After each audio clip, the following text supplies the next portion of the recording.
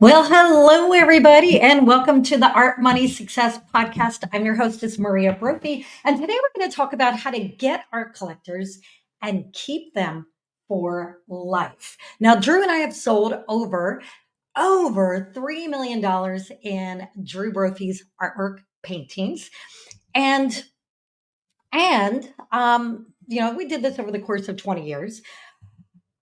And we learned a few things. And one is it's so much easier to sell art to someone who is already connected to you and who has already bought from you than it is to find a new buyer. So here's what I'm going to do today. I am going to, first of all, I'm doing this live. So everybody that's here listening right now, you are welcome to ask questions in the comments.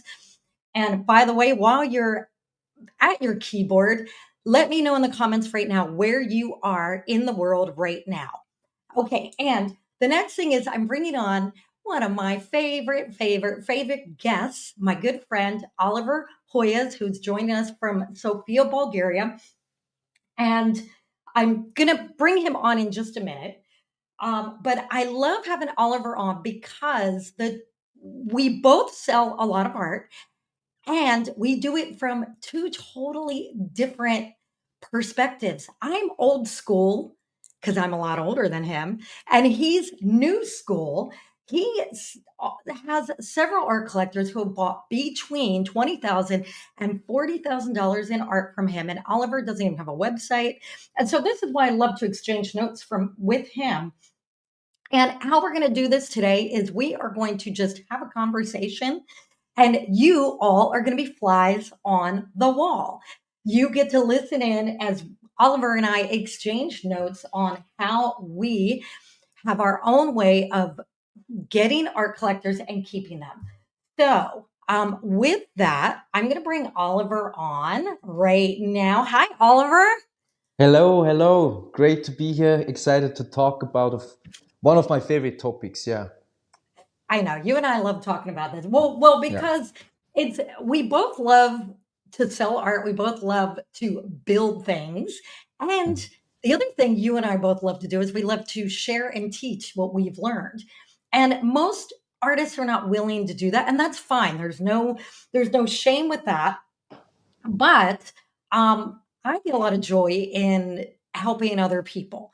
So, and I know you do too, because you give so much of your information away, and I love that. So, Thank you. that being said, do you want to just give like a 2 minute background on who you are and how you got into selling your art and becoming a full time artist? Just a quick overview for the new people here. Yeah. Hi everyone. My name is Oliver. I sold art since I think I started full time in 2020.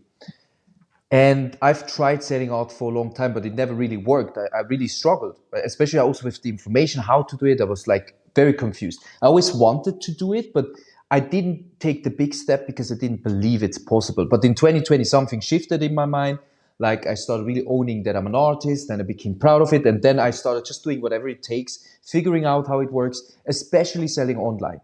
That was for me very clear. I want to sell art online. I want to keep it simple because I want to kind of like I don't want this to consume my whole life. I want to sell art, paint art, like do what I love, and just travel and kind of have this amazing lifestyle. And so yeah, I figured out quite a lot of things. Then I had a 30,000 month in 2020, sold a painting for 24,000. Uh, and this is actually this person bought more and more art, right? So this she's one of my art collectors now. Bought one for 24K and keeps coming back for more. So I have like several people that just keep coming back for more. Also in May I sold to one art collector two paintings for 10,700 USD total, just by literally reaching out to her, having a quick conversation. So no well, complicated strategy. Yeah, we're going to dig into that a little deeper, and we yeah. and we did dig into that last time. And Mhm. last time you and I did this, and when we dug into it, one of the nuggets that came up was having a few collectors that you can go to when you want to sell art, or when, like in my case with Drew, every now and again we have a dry spell, right? Like art is what Mhm. supports our family pays our mortgage. We also have an art gallery, and we have to sell art to be able to pay the rent. And we live in Southern California. We have very high overhead. Drew and I have to sell a minimum. All right, this number, I'm sharing this number here. Hold on to your hats. We need to bring in a minimum of 30,000 a month just to cover all our expenses and pay ourselves, to pay everything. California is very expensive. And, and we've got an art gallery where we pay rent, and then we have a mortgage and just the food. I mean, heck, anyway, I won't get into all that, but it's expensive to live here. And so we have to bring in a minimum of 30,000 a month. And I have to say, we figured out how to keep the money rolling in fairly well with online advertising of sales of Drew's art prints and so forth. And there are times we have dry spells and we're like, whoa, wait a minute. We need to make a sale. And then you know what we do? We reach out to existing collectors, fans, and people who have bought in the past. And that works better than anything.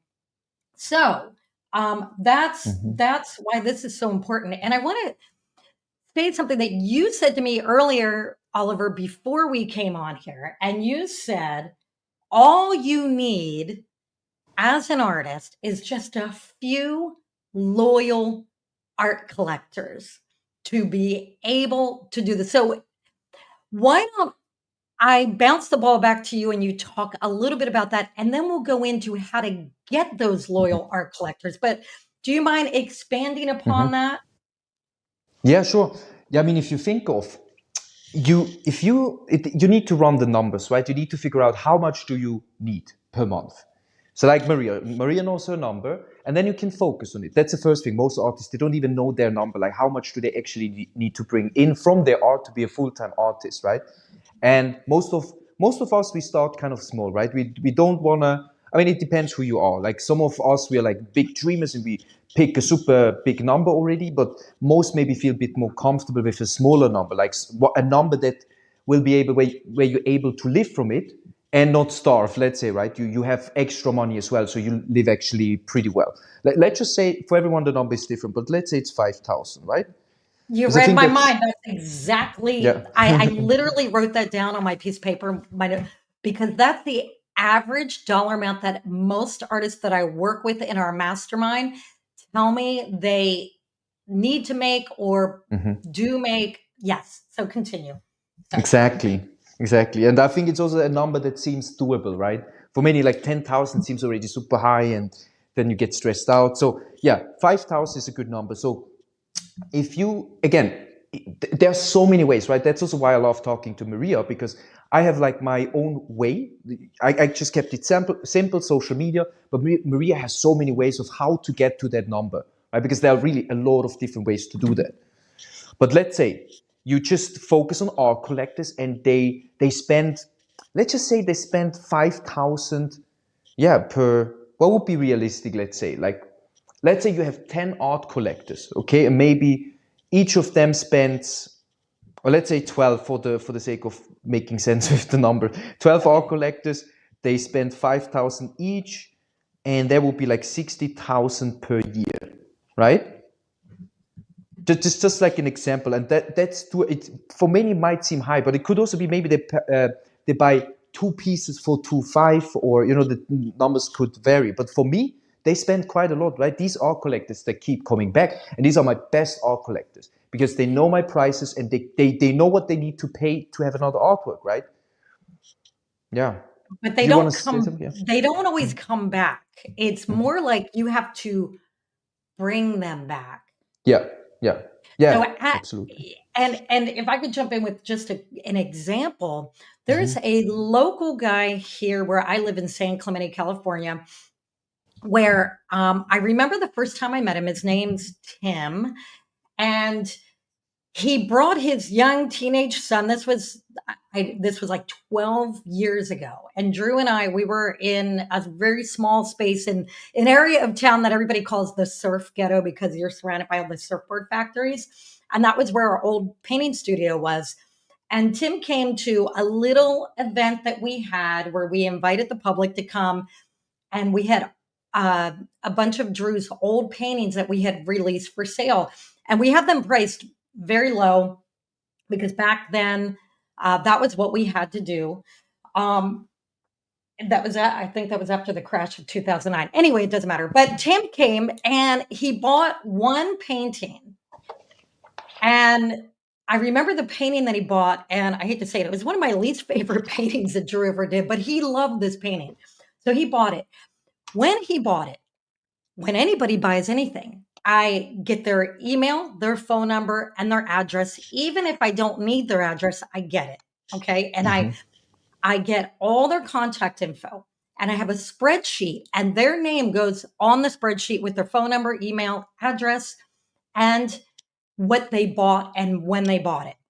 Mm-hmm. That spreadsheet is invaluable because then I got a feel for what Tim liked, what kind of art Drew did that he liked, and his budget, right? Tim's not the kind of guy that's going to spend $20,000 on a painting.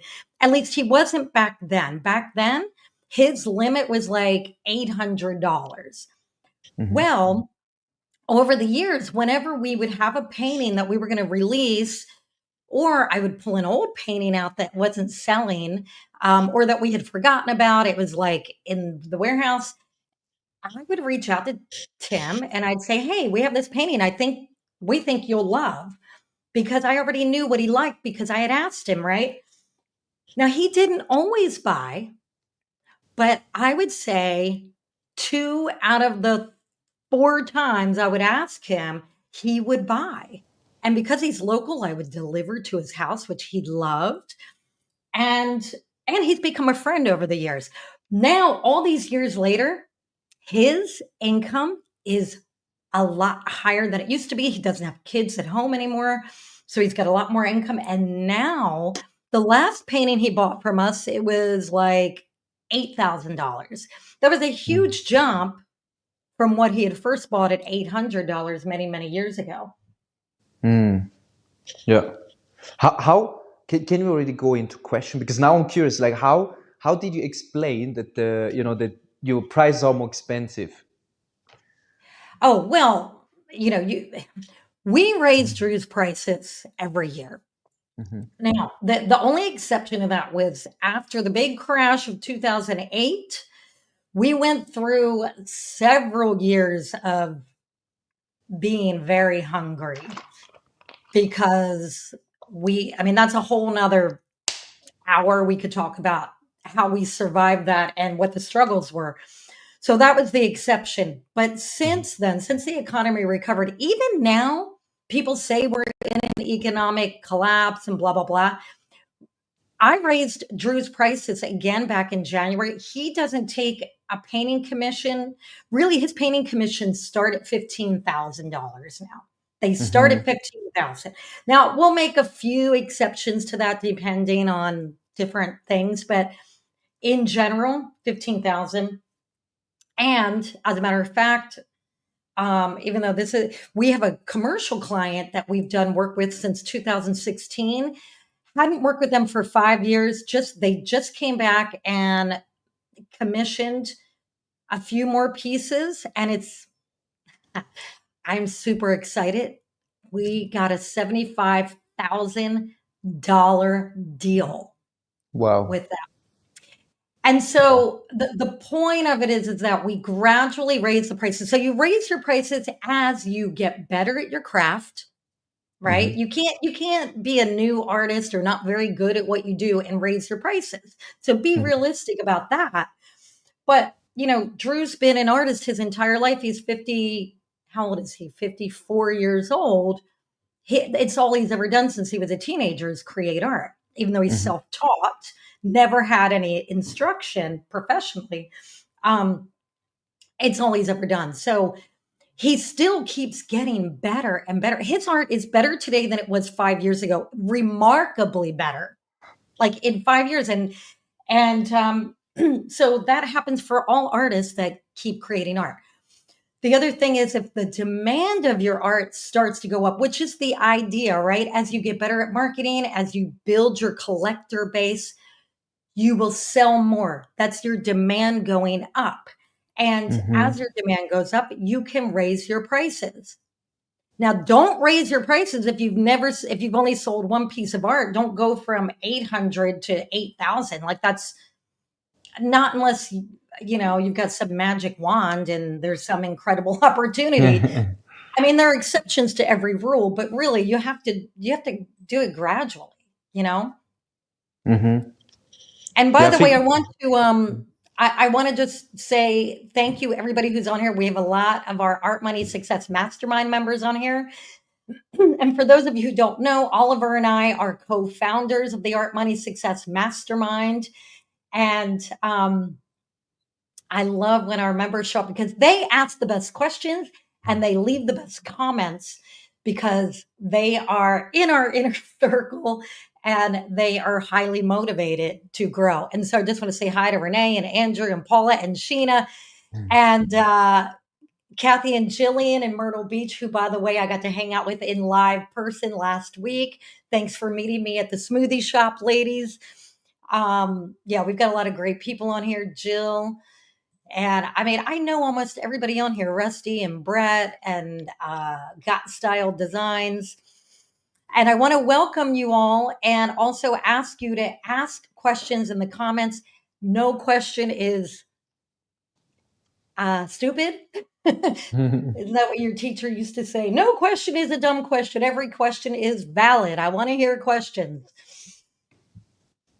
Yeah. All right, Oliver, where were we? Prices, raising the Price. prices step by step. But yeah, okay, most do it step by step, right? Not from 800 to 8,000, but actually gradually as they get better and probably also build the confidence. Yes. Yeah, yeah, Yeah. Confidence. yeah. Exactly. You have to, and confidence is something you have to build. Some people can do it overnight. Some people it takes a long time. I've been working on my confidence my whole life. I still haven't mastered it. I realized this morning I put this outfit on and I've got these like white leggings on. And Drew looked at me and he said, "All right, are you teaching are you leading a live workshop today or are you going to the gym?" And you know what I heard him say? I heard him say, why are you wearing those leggings? That looks too casual." Even though he didn't say that. Mm-hmm. And he goes, I said, "What? You don't like what I'm wearing?" And he goes, "How did you get that out of what I just said?" And I said, another insecurity I have. This is interesting. Like when you start becoming more aware of your thought process and how you respond to people, you really can start laughing at yourself and realizing that our brains do all kinds of silly things to us. And when it comes to confidence, either in how you look or what your art looks like or how talented you are, we all could use a little more work on that.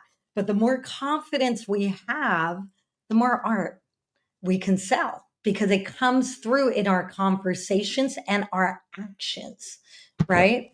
yeah, yeah. Yeah, for me, is I also started like actually I have a collector. The first painting she bought and she negotiated with me. Imagine that 250 Swiss francs is what I was asking for. She was like, "Oh, that's a bit more than I wanted to spend, blah blah blah." So she said like she was thinking about 200. So we agreed on 222 because it's also a special number. And then I don't remember, it's maybe 2 or 3 years later when I became really serious about selling my art. The next artwork she bought was 3,000, right? From 222 to 3,000. And then later on, she bought a painting for 5,200, and that's Swiss francs, which is like 5,200 Swiss francs, probably like 6,000 USD. So she bought one for 5,200. The next month, she bought one for 6,800. Like, so she spent in 2 months over 10K, right? And Okay. she started with 222.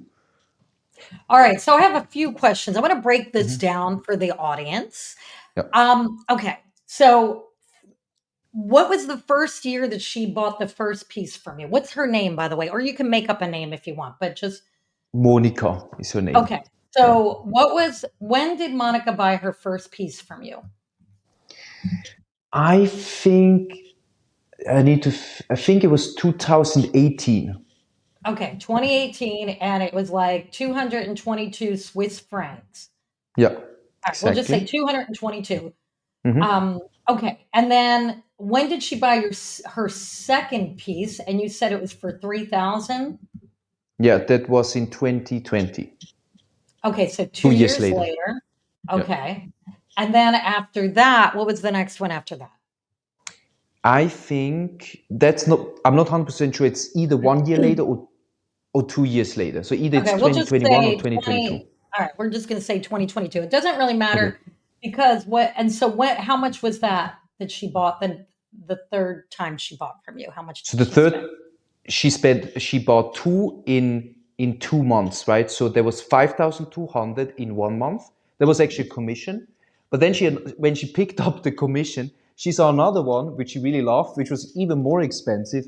So in the next month, she bought it for 6,800 Swiss francs. Okay, so this is amazing. So this is what I want to break down. In 2018, you weren't even a full-time artist yet. You had a full-time job, and I know this because I've known you for 5, 6 years now. Mhm. And you were, how old were you in 2018?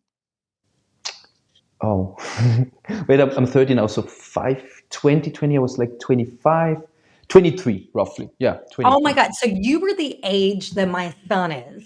Hmm. 23 is, so I mean, you were just a baby.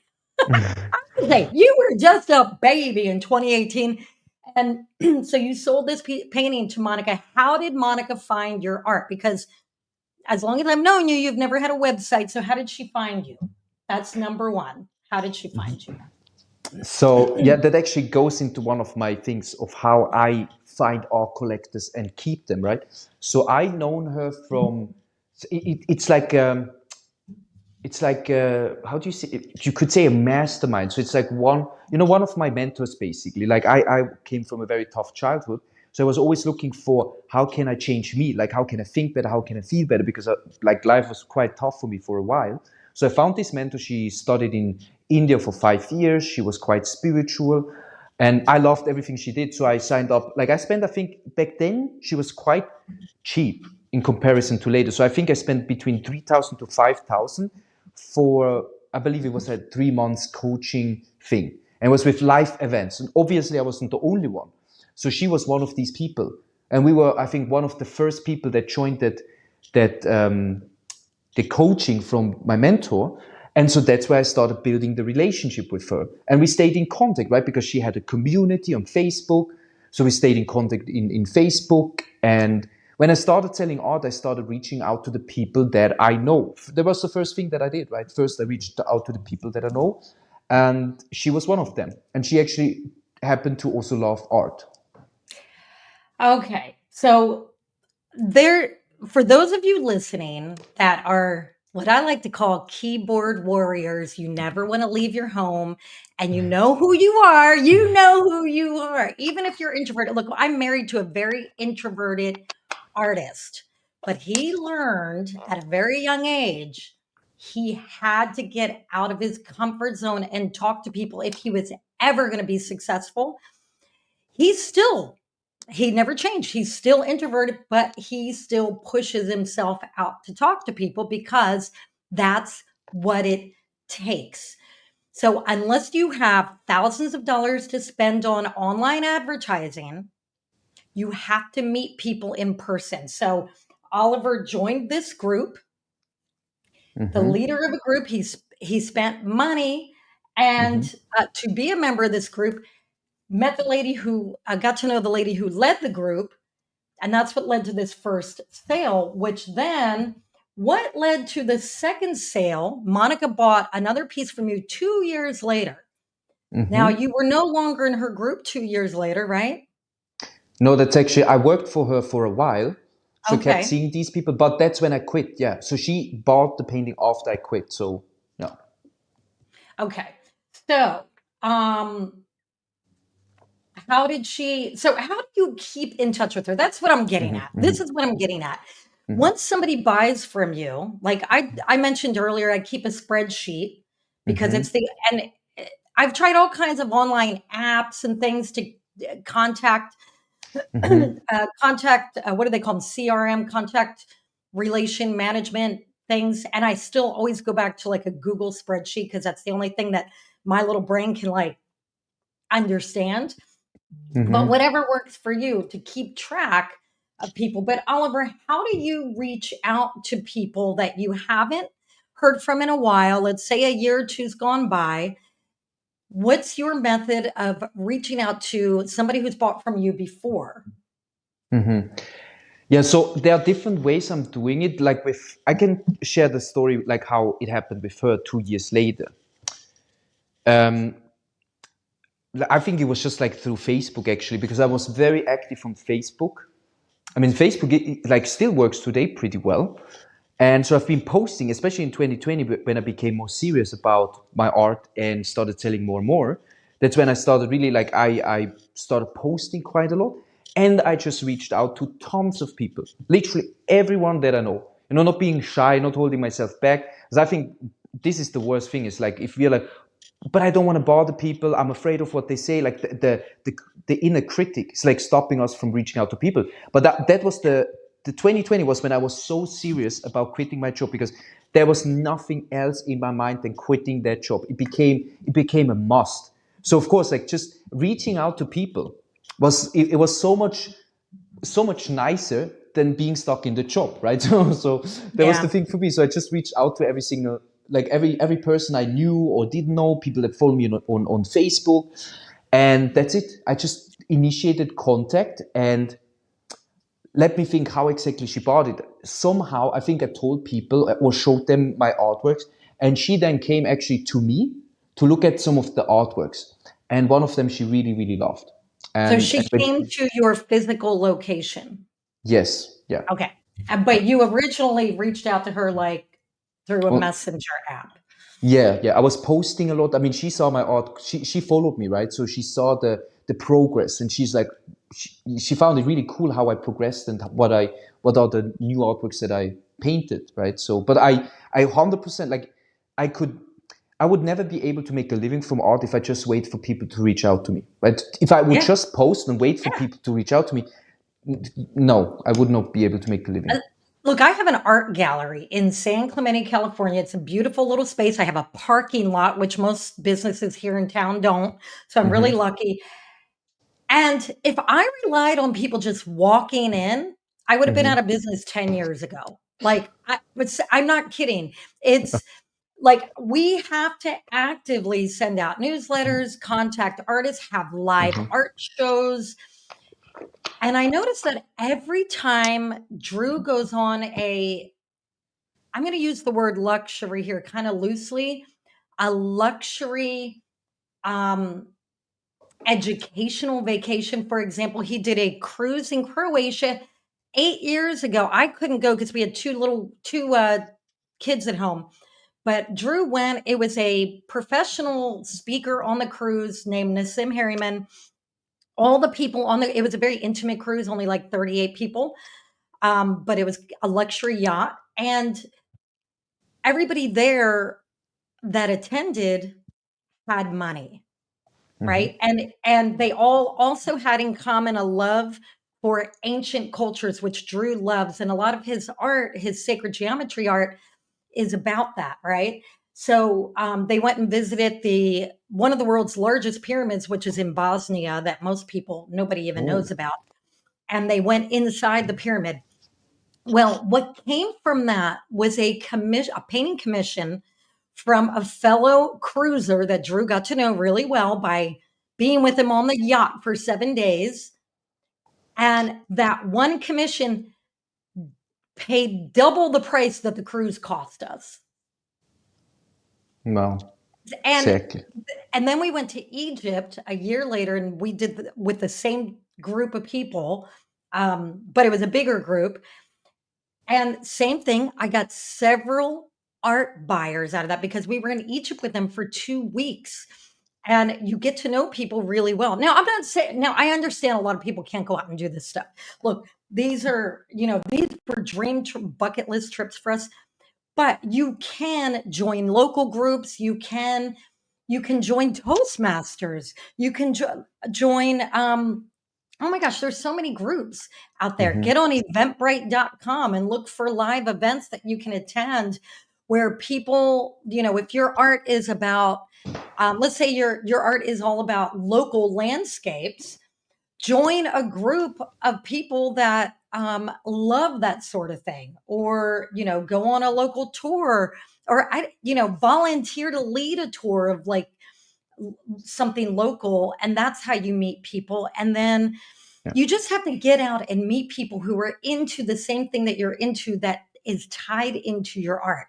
That's Yeah. one way to do it. Having art Yeah. shows, art exhibits. I mean, I talk about that all the time. I encourage new artists to do this. So I want to address this question Mm-hmm. Kathy Strauss asked. And hi, Kathy. Good to see you on the live here. I got to enjoy a smoothie in live person with Kathy and her business partner Jillian last week in Myrtle Beach, South Carolina. So her question is, hey there, guys. So the big question would be how and where to start your prices to keep and collect buyers without giving your art away. Mm-hmm. So if you are an artist and you're not sure what to price your art at, let's say you're starting out, or the prices you have your art set at just isn't working for whatever reason, I recommend there's a couple different ways to do it. Like, look for a middle of the road standard pricing. Now I know that, so I'll give you a rough number. If you're an oil painter, I would say charge by the square inch. If you're new without much of a following, start at $4 to $6 a square inch in general, right? You can play around with those numbers a little bit, but that's in general. If you're doing acrylics, or like in Drew's case, he uses pasta paint pens, and that gets a not as much as oil painting. You would go lower. You would say maybe $2 to $4 a square inch to start. And once you start making sales and you get momentum and you get more confidence and you start building your collector base, then raise your prices. And what we do with Drew is we raise his prices every January. And sometimes in the middle of the year also, like we just recently, are the company that does our printing and framing for us, they just bumped our prices up by 10%. So now I got to go on Drew's website and raise all his prices, which I haven't done yet, but I need to do that. So, as inflation and the cost of things go up, you have to raise your prices as well.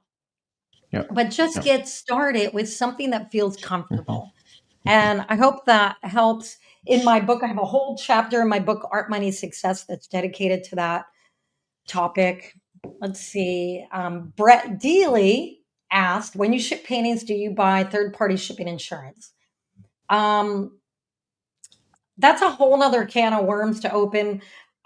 If I'm shipping a very expensive painting, like 5,000 or more, I have a crate built and I hire a company that ships art. It's expensive, but it's the safest way to do it. Oliver, have you had to do a lot of shipping outside of when you were in Switzerland or where you are now in Yeah. Bulgaria? Yes, yes, all over the world, right? So I actually did one as well with this how do you call it, the crate thing? You know, the wooden thing that's like super secure. They build it, and I also with the very expensive painting, I actually got the company to do that and ship it, and I think they also insured it, but it was super expensive. It was like I think it was $1,000, $2,000, something like that. Yeah. So this was for the very expensive one. But then I wanted to kind of save and just did everything myself. I just made sure that it's packed really well. And I personally saved on the insurance. It's not the best way. It was a bit risky, so I was living like risky. And I actually one of my art just one. So I was very lucky. One got lost. It was a commission for like a very important buyer, and but I was creative, and I reached out to him and said like I do another one, I make it even better. So I lost a little bit money, but yeah, Oh my yeah, gosh. Well, yeah, I always insure yeah. everything. That's like, if it's over like $1,000, I insure it. I insure It makes sense. Yeah, whatever I don't want to end up paying for, because shipping yeah, companies lose things and destroy things sometimes. yeah. Okay, Emily's question. I'm long overdue to raise my prices. I've been afraid to because my clients are struggling and I don't want to put a strain on them. So, Emily, you're assuming your clients are struggling. But why Yeah. should you struggle? Maybe you need new clients. Yeah. And so you don't, I don't know how to answer this in an eloquent way, but I'll just be blunt because I'm a Taurus and that's how I am. Everybody's struggling in some way or another. You have to look out for yourself. You're not a charity, and you're not a charity. You're not a you're you're a professional business. Yeah. Professional business doesn't worry about people struggling. When I walk in a Nordstrom and I need an outfit for something, I don't say, "Hey, I didn't sell much art this month. Can you give this to me for half price?" I mean, they'll laugh at me. So Yeah. the thing is, sometimes when if you already have a following and you're already selling art, sometimes when you raise your prices, you get new people with more money. That's what's happening with us, with Drew. The fact that I just got a company to sign off on $75,000 project that's going to take Drew 2 months. Um, I realized we just hit another level. Mm-hmm. And some of that comes from a lot of experience of Drew being a long time experienced artist. And then some of it is a lot of it is our confidence level of saying, you know what? We're at a higher level now. We don't have to charge $5,000. We can charge 75,000 because that's the value to this company. And this is a giant company, by the way. Now, granted, if it was a small local business, they would never pay 75 grand. They wouldn't be able to. But I know this client, and if Drew said no, they'd have to go to an advertising agency and hire them. And the advertising agency is going to charge them about 250,000 for the same thing, and then hire a guy like Drew to do the work. So I just know how these commercial businesses work, the really big ones. And so that knowledge is power. Yeah. Can Okay, I also let's say see. quickly Mhm. something to it? I wanted to say just the same, like similar to you, like assuming, right? We need to be careful that we don't project our own limitations onto others, especially like when we are selling art, because we are feeling like we are the artists, we need money, we want to sell art, and these are the people with the money, or sometimes like we are almost like scared that they don't have money, but it's most of the time our projection. And I stopped assuming because I realized that some people that bought my art, I had no idea that they have money. I actually thought they don't have money, right? But I made it a rule to reach out to people, to connect with people, to ask people, no matter what my mind is thinking. And the person that bought the painting for 24,000, I thought she has no money, literally, right? She had no signs. Her house where she was living didn't look like it's she's wealthy, she has money. There were no signs for me that she has money. I thought she has no money, but I was wrong, right? So yeah, we need to be careful not to assume, right? So Well, the mistake that a lot of people make, and I used to make this mistake until I learned from one of my mentors, mhm. is that we tend to put our own financial limitations on Yeah, our customers. exactly. Yeah. And while my limit for buying art might be $500, and that's actually true because I Mhm. have bought art from some of my I bought art from some of the artists that I coach, and now that I think about it, my limit's about $500. Mhm. Um, but that's because I'm married to an artist and have art everywhere, and so I'm not going to spend. Yeah. But I think if I fell in love with something and couldn't live without it, and it was 10,000, I would spend that. But what I realized I was doing a long time ago when I was new to selling art is that because my limit's 500, I thought everybody's limit was Mm, 500. And what I found exactly. out is that's wrong. That's Mhm. Mhm. inaccurate. You have to stop putting your own personal limits on your customers. Yeah. So Here, Emily said, I have a Discord server for my art. So all my clients are in one place, no competition, and I can make announcements to them directly and speak to them daily. Okay, Emily, I want you to know you are sitting on a gold mine. You are sitting on a gold mine. You absolutely can raise your prices. And I guarantee if you raise your prices by 15 or 20% right now today, nobody will notice, nobody will complain. Hmm. Now, Charlene said she sees both new artists and long term established artists charging $1 to $2 a square inch for oil paintings. Well, they are missing out. So that's Hmm. too bad for them. An established oil painter should be charging a minimum of $6 a square inch, minimum. Okay. Scott Rhodes said, I started doing outdoor and craft events. Is this a smart way to go? I think anything that has you meeting people and talking to them about your art and collecting their information so you can stay in touch with them, either through a newsletter or a Discord or social media or whatever, it's a good way to go. Yes. What do you think, Oliver? Absolutely. I made a Facebook group, the Hoyas Art Collectors group. So where I have them in there and I can connect with them and share something. Yeah. Okay, so Emily weighed in again and she said, excellent advice. I have a lot of money hangups. So I want to say we all have money hangups. I I have come a long way. Money is a construct, money's an energy. It's a flow of energy, right? And if you can start to understand that if you can master your money mindset, you will make 10 times the amount of money you're making now. Once you believe that, you will start working on that mindset. It's incredible how far I've come.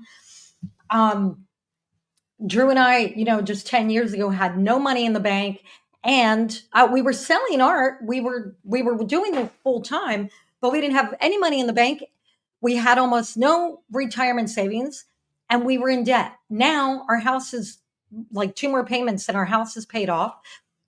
We have zero debt and we have a lot of money in the bank. And the money keeps flowing. It's almost like somebody turned on a water faucet. Hmm. And yet I hear a lot of people complaining that the economy's bad and people aren't buying art. And I'm like, well, I don't know. You're living in a different timeline than me, because I think once I got my mind to the magic is once you get your mind to a certain place with money, then you start taking different actions, and those actions are the magic wand. The mindset leads to the actions. It's not the mindset by itself that's the magic wand. It's the action you take and the way you behave and the way you speak and the way you communicate in written form and the way you invest in yourself. So I'm gonna put a little plug into our Art Money Success Mastermind group, because the people that have been in our mastermind group, the members, and a lot of them are here right now. And if you're listening and you have something to share in the chat, please do. But a lot of our members are seeing immense change in the way they handle money, think about money, and are making sales. Now, these things don't happen overnight. They take training the brain. And that's what Oliver and I do in the mastermind group constantly. We meet every Monday. We're training our brain for success. And also Oliver once a month teaches a manifestation live session for our mastermind members. And that is all getting into your mindset, the energy you have around money, where your hangups come from. Once you can identify where the hangups come from, then you can resolve them. It's like figuring out where a pain in your side is coming from. And when you realize, oh, that's just this muscle over here. And if I work that muscle, the pain will go away. It's the same thing. You have to become aware of what's causing it, and then you can fix it. And then you get the results. Then you're free. So Absolutely. Charlene said, I charge $5 to $10 a square inch. But when I'm at a show with those other low prices, I wonder if it hurts my sales. Well, it hurts your sales if you act the same way as the other artists, you speak the same way as the other artists, and you present the same way. So you'll be able to get more money than the other artists if you are more professional, more friendly and warm and welcoming, and you have better stories about yourself and your art. Stories sell. If your stories have an emotional connection, they sell. And if you're warm and engaging, and you can learn how to do all this, you can be introverted and be warm and engaging. You can learn how to do it. So, yes, you can charge more. So, there are many times Drew will give my husband Drew will give a price quote. Just recently, there's a new restaurant opening up in Laguna Beach. There were other artists that were willing to, they wanted a giant painting as a mural. There were other artists willing to do it for like $3,000. We quoted 15 grand. We got the job. Why? Because we showed the client examples of other things Drew did for other similar type restaurants and stores. We talked about we told them what the process was. We got them excited about their vision, not Drew's vision, but their vision for the art. And we convinced them that Drew could not only do it the way they wanted it done, but also he could hit the deadline for having it done for their grand opening. That made the difference. This owner did not have time to take a chance on an artist that was a lot cheaper, but didn't have examples of other success stories that they've done, wasn't as articulate professionally, and wasn't confident. Yeah. That's the difference. So I want to go back to our promise at the beginning of this, where we were going to tell people how to get art collectors and how to keep them for life. So, first of all, though, Oliver, I want to take a second and say hi to my good buddy, Paul Bond. He just left a comment. Hello from Costa Rica. Paul and I are really good friends, and he used to live real close to me. I spent a lot of time with him and his wife, Donna.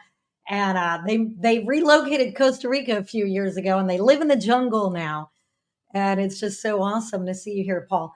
But Oliver, going back to how to get collectors. Now, for Drew and I, the way we get collectors is doing live events. Going back to the very beginning in 1998, we did our first big art show and we invited the entire town to it. And that's how we started building a list of collectors.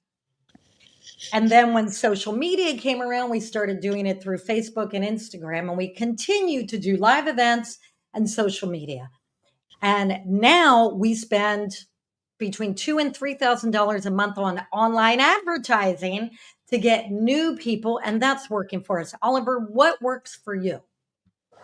Yeah, so for me, what works really well is like the first time I met collectors without even knowing is through following what I'm interested in, which was the personal growth events, working on myself. And my art is actually like a representation of my, my inner journey, the growth that I experienced. The stories are exactly about these things, right? All about personal growth, spirituality. So going to these events, of course, is like I meet lots of my ideal customers. And another way, like I also wanted to say, like I tested it out. I think it's possible to sell your art only through social media without going to event, even though I don't think if it's that it's the best way because it can get very lonely and boring. Which was actually 2020 was for me just selling online, right? Yeah.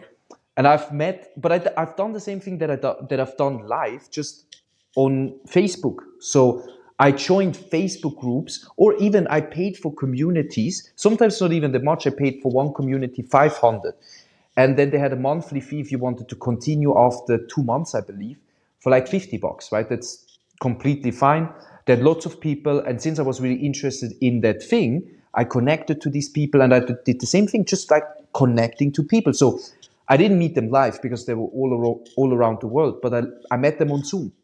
So that's how I met our collectors.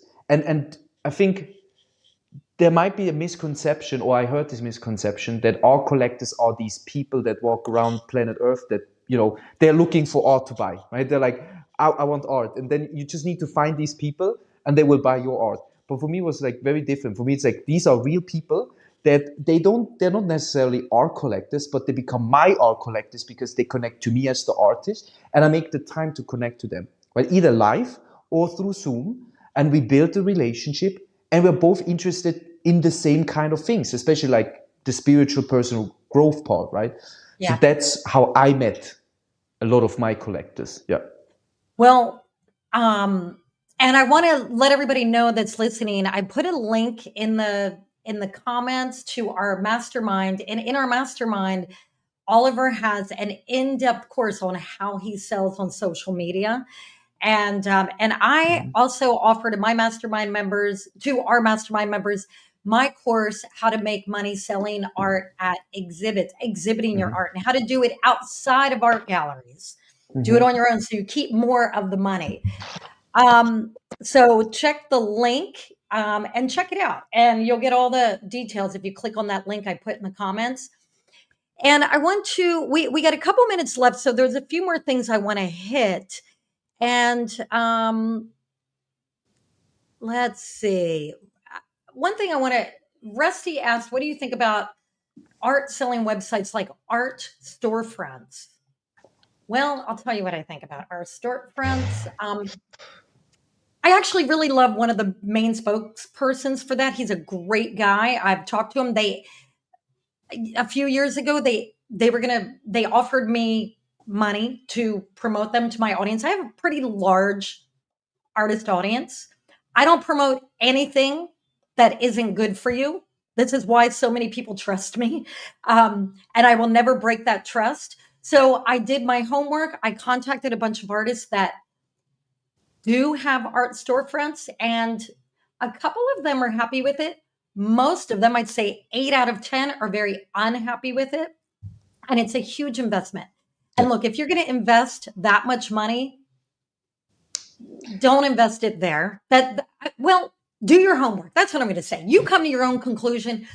Contact a minimum of 10 artists who have art storefronts and ask them. Yeah. That's all I'm going to say. But I I also decided not to promote it, even though it would have made me several $1,000s a month. By the way, I gave that up because my reputation with you all is more important than money. Great. Yeah. Yeah.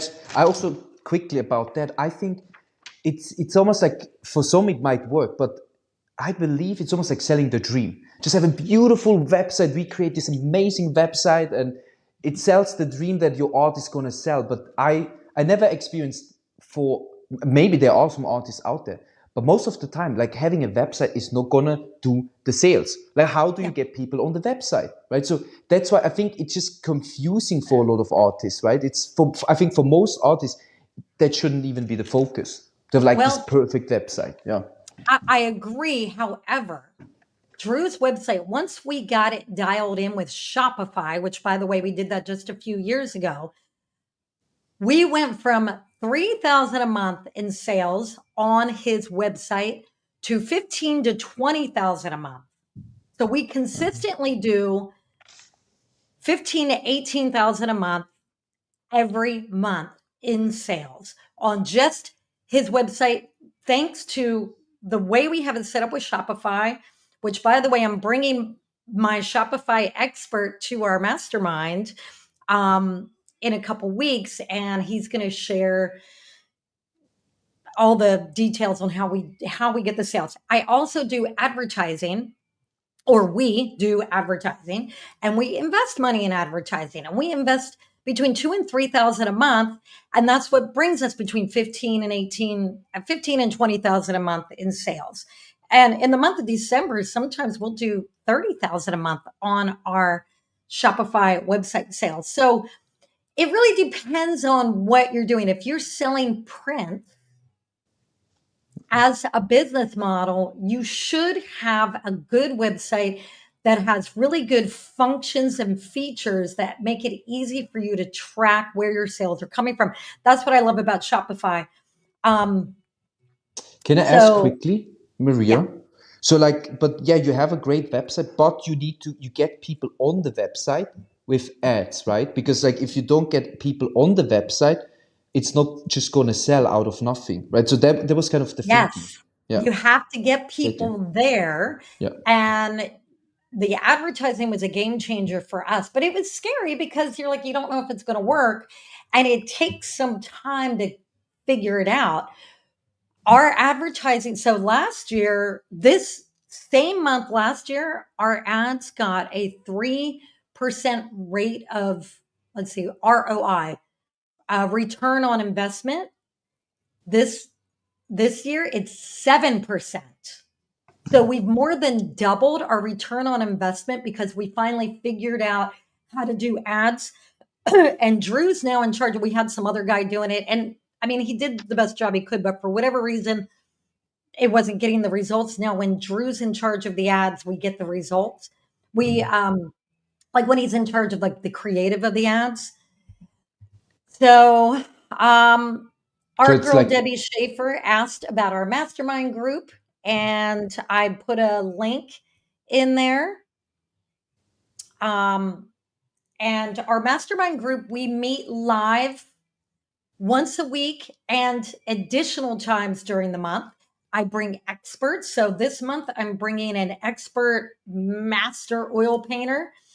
We're bringing my Shopify expert, and in the sometime soon, I've got other experts coming, but every month we try to bring an expert to our mastermind group. It's a private group. Everything we talk about is selling art, making art, and we also talk about the creative process, and we share our scripts. So one of our mastermind members, as an example, she's been using Oliver's course to sell art through Facebook, and she's sometimes not figuring out how to move the conversation forward to get somebody to buy. So she'll share with us the actual screenshots of what she's writing to them. And then Oliver and I help her fine tune word for word what she should say to get the potential buyer to stay in the conversation. So we share scripts, we customize the script. When you ask for help in the mastermind, we're right there helping you. So, if you want to make more money with your art, if you want to deal with sales issues, money mindset issues, how to price your art, all the things that have to do with selling art, our mastermind is a great investment.